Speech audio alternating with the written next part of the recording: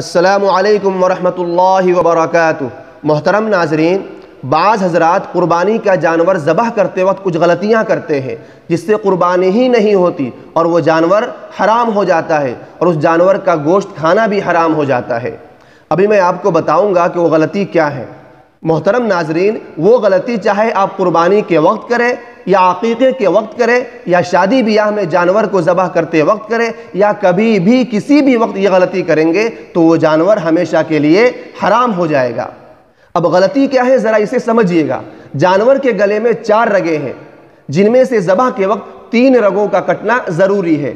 اگر 1 یا 2 رگ کٹتے ہیں تو جانور حرام، اگر 3 رگ کٹتے ہیں اور 1 رگ کسی وجہ سے چھوٹ جاتا ہے تو جانور حلال ہو جائے گا، کیونکہ کم سے کم ذبح کے وقت 3 رگوں کا کٹنا ضروری ہے۔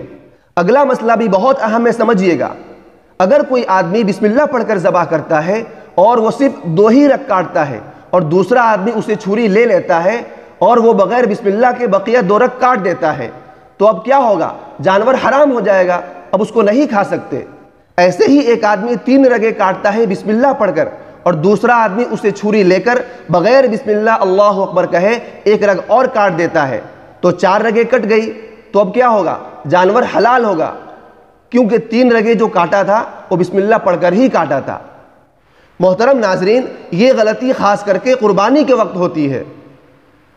جب کوئی شخص اپنی قربانی کا جانور خود ذبح کر رہا ہوتا ہے اور وہ ابھی آدھا ہی ذبح کیا ہوتا ہے کہ وہاں پر موجود قصائی اس کے ہاتھ سے چھری لے لیتا ہے اور وہ بسم اللہ بھی نہیں پڑھتا، ذبح کر دیتا ہے، تو اب کیا ہوگا؟ اگر 3 رگ پہلے والا شخص کاٹ دیا تھا تو جانور حلال ہو گیا۔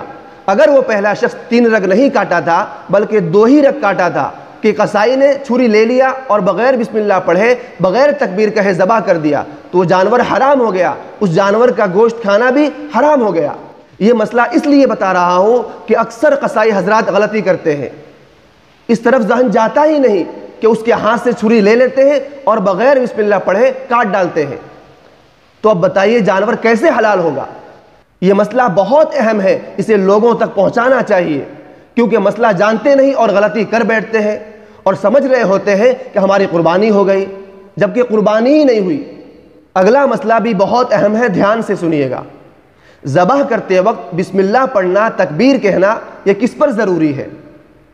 جس کے ہاتھ میں چھری ہے، یعنی جو ذبح کر رہا ہے، اس کے لیے بسم اللہ پڑھنا ضروری ہے۔ بعض مرتبہ آپ ذبح کر رہے ہوتے ہیں کہ قصائی بھی آ کر ہاتھ لگا دیتا ہے لیکن وہ بسم اللہ نہیں پڑھتا۔ جب 2 آدمی مل کر ذبح کریں گے تو دونوں کے لیے بسم اللہ پڑھنا ضروری ہے۔ اگر کسی ایک نے بھی بسم اللہ چھوڑ دی تو جانور مکمل طور پر حرام ہو جائے گا اور اس کا گوشت بھی کسی کے لیے حلال نہیں ہوگا۔ لیکن جو چھری نہیں پکڑا ہے، کوئی پیر پکڑا ہے، کوئی سر پکڑا ہے، کوئی گردن پکڑا ہے، تو ان لوگوں پر بسم اللہ پڑھنا ضروری نہیں ہے۔ لیکن علماء کہتے ہیں کہ جو لوگ وہاں موجود ہوتے ہیں ان کو بھی چاہیے کہ تکبیر زور سے کہہ لے تاکہ جو ذبح کر رہا ہے اس کو بھی یاد آ جائے۔